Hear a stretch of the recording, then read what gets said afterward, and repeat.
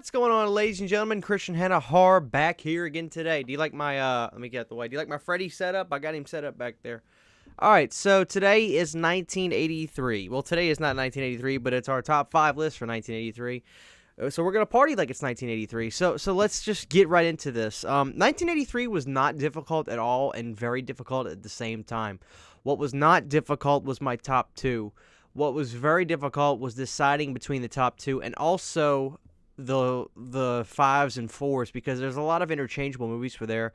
Once again, there's one movie that's not going to be in my list that I fear a lot of you will be like, no, but I'll explain just the way I feel. Coming in at number 5 is going to be a great little movie that I don't think it's talked about enough. That's called The House on Sorority Row. Now, upon inspection, it looked like this movie came out in late 82 overseas, and in 83 in January, this movie was released in the United States. So I'm going to include that for 1983.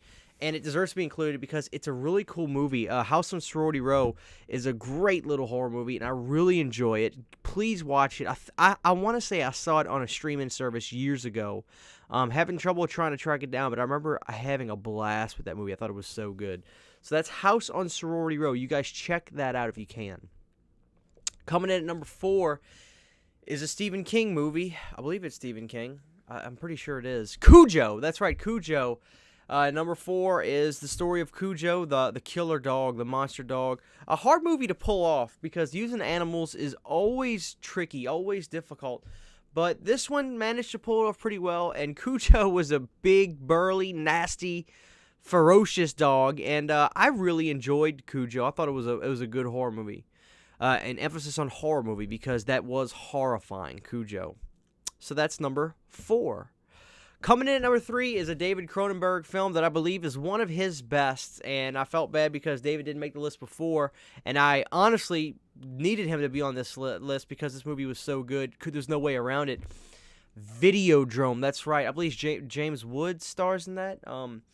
Videodrome is a crazy movie about this underground TV station that's looking for this crazy channel to have crazy stuff on there, and it was a wild movie, visually incredible, special effects-wise, just horrifying.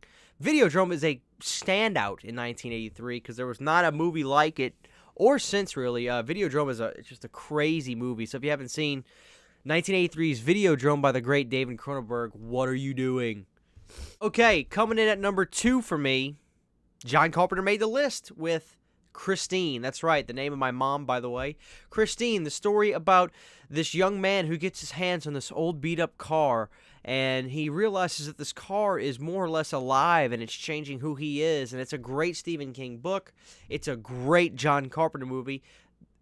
Honestly, I would call Christine the black sheep of the John Carpenter movies, besides Memoirs of an Invisible Man, and I don't necessarily mean that in a bad way at all.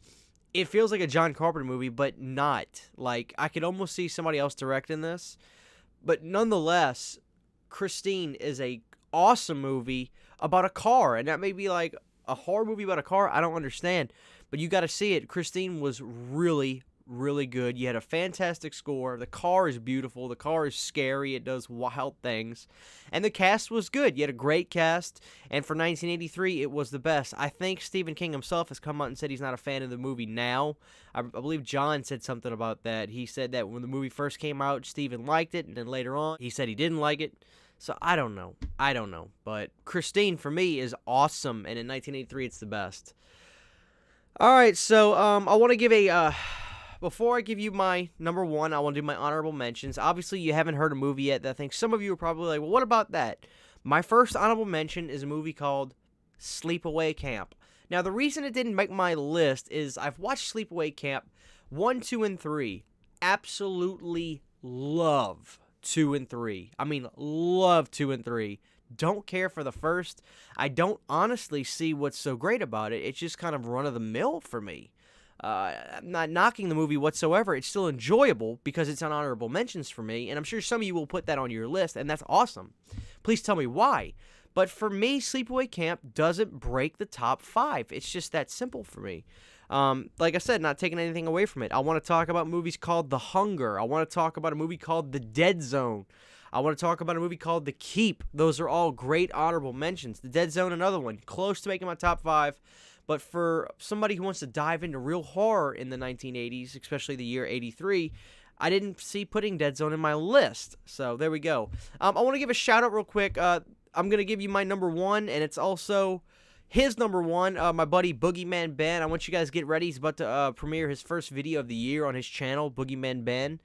And we both have the same number one, oddly enough, or not really oddly. My number one and his number one is Psycho 2. That's right, the return of one of the sequel to one of the greatest horror movies ever made, Psycho 2. A lot of people thought it would never be a success. Many people probably thought, what are you doing, a sequel to Psycho?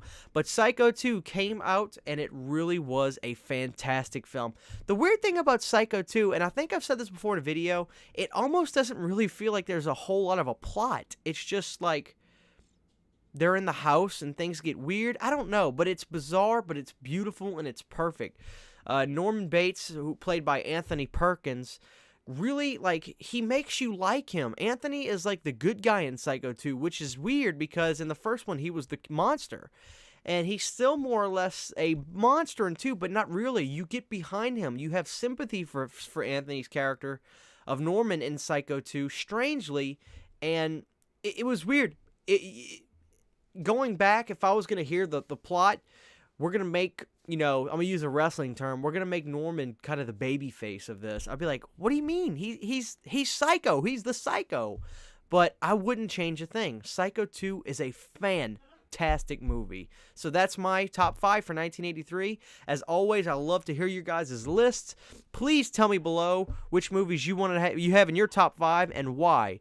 Until next time when we hit 1984 where things get, well, there's somebody back there that might make that list down there, so, or we'll see. Anyway, 1984, I just realized, is going to get very interesting. See you guys next time.